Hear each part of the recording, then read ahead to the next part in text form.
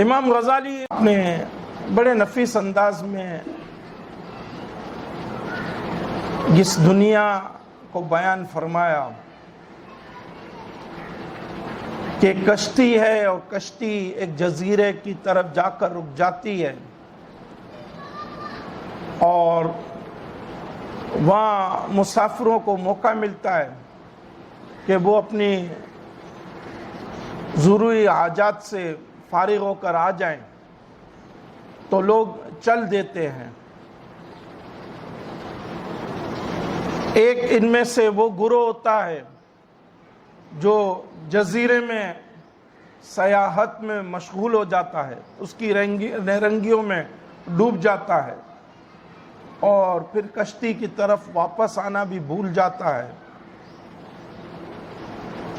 پھر حال یہی ہوتا ہے کہ کشتی تو چل دیتی ہے اور یہ وہیں رہ جاتے ہیں اور پھر اس جزیرے میں ایڑیاں رگڑ کر مر جاتے ہیں اور ان کے لاشیں جو ہے وہ وہاں کے جانوروں کی خوراک بن جاتے ہیں۔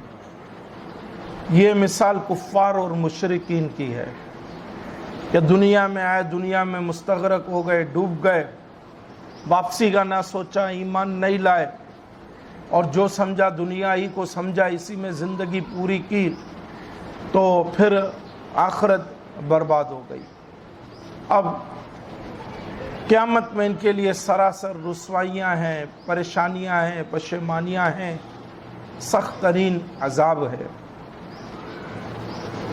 دوسرا گروہ وہ ہے جو اپنی ضرورتوں کے لیے گیا، فارغ ہو کر آ گیا اور کام سے کام رکھا، جو کہا گیا تھا اسی پر عمل کیا اور کشتی میں آ کر بیٹھے تو اب بیٹھنے کے لیے سب کو اچھی اچھی جگہ مل گئی، یہ آرام سے اطمینان سے اپنے مقامات پر بیٹھ گئے۔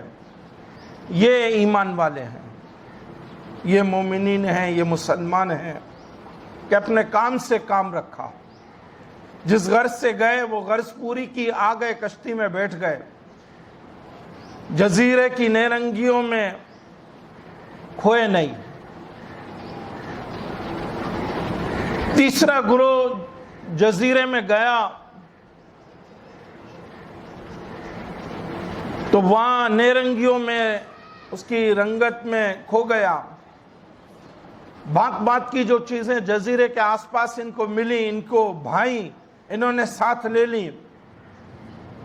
جب کشتی میں آئے تو ان کو کہا گیا کہ اپنا جو لایا ہوا ہے وہ سب کا سب اپنے سر پر رکھو تاکہ کشتی میں جگہ تنگ نہ ہونے پائے۔ اب یہ اتنا کچھ لے آئے تھے کہ کشتی میں اگر رکھتے تو جگہ تنگ ہو جاتی مسافروں کے لیے، چنانچہ سب کچھ انہیں اپنے سروں پر رکھنا پڑا اور مشقت جھیلنی پڑی۔ یہ گناہگار لوگ ہیں کہ دنیا میں آئے اور آخرت کا نہ سوچا اور جہاں جس جگہ من پسند جو کچھ چاہا تو حدود اور قیود کو بالائے طاق رکھ کر اپنی خواہش کو پورا کیا اور اسی طرح اپنے نامہ اعمال میں گناہ داخل کرتے گئے۔ تو اب آخرت میں مشقت کا سامنا کہ دنیا سے گناہوں کے بوجھ تلے گئے، قبر میں سختی، آخرت میں سختی اور رسوائی۔ اب جو حساب کتاب دینا پڑے گا وہ پریشانی الگ ہے۔ اس لحاظ سے ہم میں سے ہر کوئی غور کرے،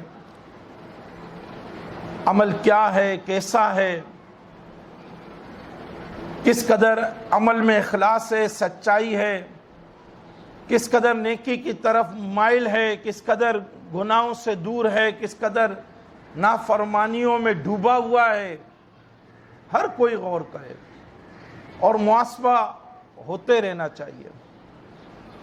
جب محاسبہ کرتے رہیں گے تو کچھ संवरने की सूरत भी रहेगी, और हिसाब किताब नहीं होगा तो संवरने की सूरत भी नहीं होगी। और फिर यही है कि ख्वाहिशात का दामन तो दिन ब दिन बढ़ता ही चला जाता है, ये कभी तंग नहीं होता, और एक के बाद एक ख्वाहिश पीछे दौड़ी चली आती है। एक से आदमी निकला, दूसरे की तरफ माइल हो गया, अब दूसरे को पूरी करने में लग गया, दूसरी ख्वाहिश पूरी हुई तो तीसरी की तरफ, और इसी तरह जिंदगी के अय्याम पूरे हो जाते हैं। हम इस लिहाज से गौर करें, जिंदगी फकत गुजार कर नहीं जाना, जिंदगी इताअत में गुजारनी है, गुनाहों से बचकर गुजारनी है, जिंदगी अल्लाह और उसके रसूल की फर्मा बरदारी में गुजारनी है, ये भी देखना है। और शरीयत इस्लामिया के दायरे में रहकर जिंदगी पूरी करनी है, ताकि कल क़यामत में हमारे लिए आसानी हो।